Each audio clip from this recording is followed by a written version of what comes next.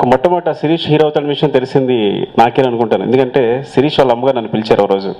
ఎప్పుడు అరవింద్ గారు పిలుస్తారు, బన్నీ పిలుస్తారు, కానీ శిరీష్ వాళ్ళ అమ్మగారు పిలవడం ఏంటి అని, అంటే ఆవిడతో నాకు అలవాటు ఉంది ఇంటికి వెళ్ళినప్పుడు మాట్లాడడం అంతా. పిలిచి కూర్చోబెట్టారు. మ్యాటర్ అంటే శిరీష్ ఇలా సినిమాలో చేస్తానంటున్నాడు, ఇది వాళ్ళ నాన్నగారే చెప్పాలి, ఇది కరెక్టా కాదు నాకు అర్థం కావట్లేదు, కన్ఫ్యూజ్ అవుతున్నాను, తనేమో చాలా ప్యాషనెట్గా ఉన్నాడు చేస్తానని అని అడిగారు.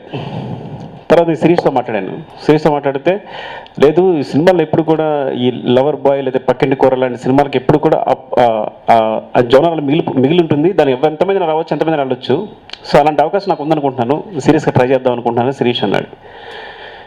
ఈ సినిమా చూశాక శిరీష్ చెప్పింది కొంతవరకు నిజం అనిపించింది. కొంతవరకు ఎందుకనంటే ఈ సినిమా చూసిన తర్వాత తను చాలా రకాలుగా క్యారెక్టర్స్ చేయొచ్చు అనిపించింది, ఇలాంటి క్యారెక్టర్సే కాదు.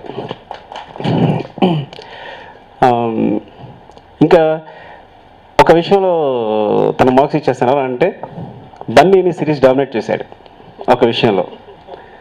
ఎక్కడ అంటే వాయిస్ మాడ్యులేషన్ చాలా బాగుంది, చాలా స్పష్టంగా తెలుగు చాలా స్పష్టంగా మాట్లాడుతున్నాడు, తప్పులేక మాట్లాడుతున్నాడు. అంటే డైలాగ్ మాడ్యులేషన్స్ బాగుంది, డైలాగ్ డెలివరీ బాగుంది, ఒక పంచ్ టైమింగ్ బాగుంది, అంతా బాగుంది. సో అదంగా అన్నయ్యని క్రాస్ చేస్తాను. నువ్వు ఇది బన్నీ అంటే నేను తర్వాత చెప్పుకుంటాను, ప్రస్తుతం అందరం ఒప్పేసుకుందాం. సో సినిమా చూస్తున్నంతసేపు ఎంగేజ్ అవుతూనే ఉంది. అంటే చాలాసార్లు సెకండ్ హాఫ్లో నెగిటివ్ క్యారెక్టర్స్ వస్తాయి, ఆ నెగిటివ్ క్యారెక్టర్స్ని హీరో ఎలా డీల్ చేస్తాడు, ఇలా టెన్షన్గా ఉంటుంది. కానీ బుజ్జి చేసిన ఇందులో కొత్త విషయం అంటే, ఈ సినిమాలో నాకు కొత్తగా అనిపించింది అంటే సెకండ్ హాఫ్లో అన్ని పాజిటివ్ క్యారెక్టర్సే, అన్ని మంచి క్యారెక్టర్లే. నేను కనిపెట్టాను. కానీ ప్రకాష్ రాజ్ ముందు నుంచుని తన డైలాగ్ తన పెర్ఫార్మెన్స్ ఫెంటాస్టిక్గా చేశాడు శిరీష్. అసలు ఎక్కడ ఫంక్ అవడం కానీ ఏమీ లేకుండా కాన్ఫిడెంట్గా చేశాడు.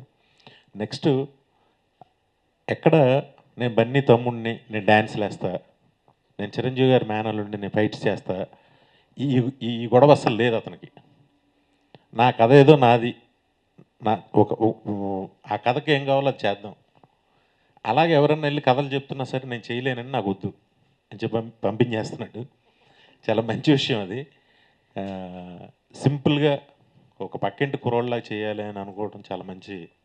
అలాంటి కథలకి ఆ స్లాట్ ఎగిరిపోయింది అసలు. ఎవరు ప్రతి వాళ్ళు వచ్చేసి కొడితే 10 మంది లేచిపోవటం ఇవే వచ్చేస్తున్నాయి ప్రతిదీ. మంచి చిన్న ఒక మంచి ఫ్యామిలీ, చిన్న లవ్, టీజింగ్, కామెడీ, ఒక ఆ స్లాట్ మళ్ళీ